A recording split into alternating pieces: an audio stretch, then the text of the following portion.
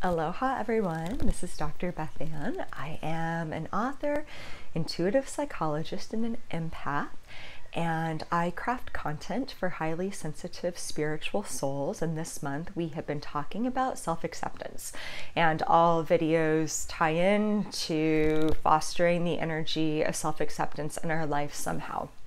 So today I want to share an angel message that is actually about comparing ourselves to others and how do we handle that energy when it shows up in our life, because it will show up.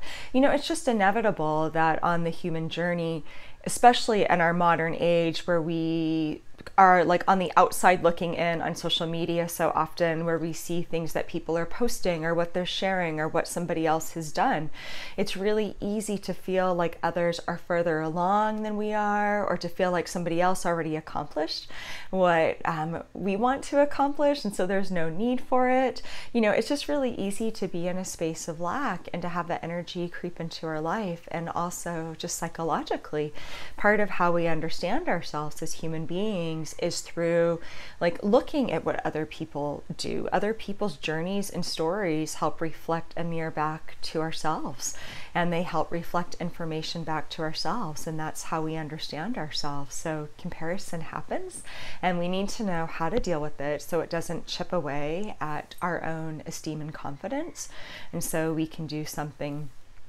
more expansive and productive when that energy shows up in our life. So what the angel said is that, and just a side note, they always give this really beautiful, loving, practical advice, and sometimes it's really playful. So they said that to picture that each of us is like a beautiful national park, or if let's be global here, you know, a beautiful wonder of the world, and that each of us is like a really sacred ecosystem on a soul level.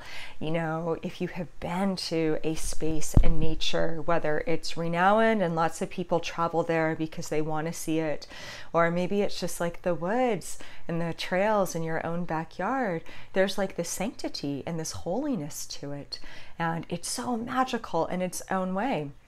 And the angel said that when it comes to what we have to offer the world, you know, some people are going to prefer to, maybe they like the forest better than the desert, and so they're going to seek that out more. They're going to seek out the different forests that they want to go see. Maybe some people like the desert, or they really like the ocean, and so they're going to be more inclined to seek those ecosystems out if they're going to go travel and visit. But they all have value. They're all needed. They're all part of the greater ecosystem of like what makes this world beautiful and what keeps it running. And nature, so beautiful, like her many diverse faces.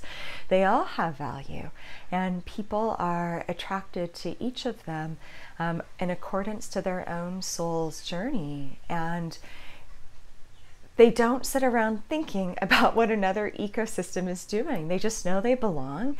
They know they're part of the whole. If what you are bringing into this world is like a beautiful ocean of emotion or something like that, you don't need to worry that you're not like the redwood forest or a mountain. You focus on being the best ocean that you can be. And I thought that wisdom was so beautiful and profound. And then they gave us really simple instructions that when we recognize that we're feeling like envy or competition or jealousy for somebody else's path, pray for them. Pray for good things to happen. Pray for them to manifest success. Because what happens when we do that is we open our heart. Our heart expands. We start to sow the energy of gratitude and appreciation when we say things like, I hope so-and-so has beautiful things happen in their life. Bless their ecosystem, bless their national park, bring more beauty into their world. We are practicing that karmic rule of what we sow what we reap. If we're reaping good things for other people, we're actually opening our own energy back to bringing that back into ourselves. When it comes from a place in the heart, we actually create more space for like good things to come into our life. And that's incredibly powerful. You know, it's really this twofold thing, and asking for blessings for others and saying thank you for these good things that are happening for my brothers and sisters around the globe. It's awesome to see other people succeed and build their dreams. It helps encourage me to know that I can do the same. Other people become a template where we say awesome things are happening for them. They can happen for me too. And then it's not about comparison, it's about connection. It's about being connected to other people at a heart level and a soul level. And then that opens our heart up to bring in the good things that we desire. So according to the angels, we are all these beautiful national parks and beautiful global wonders, and we don't have to be worried about what other people are doing, because we can know that we have something, a beauty to bring into this world. And then we can ask for more blessings for others when we find ourselves having a sense of comparison. And in so doing, we actually start to set like the energy of our heart to a frequency of gratitude, of love, and of blessing, and it helps bring more of that into our own energetic field.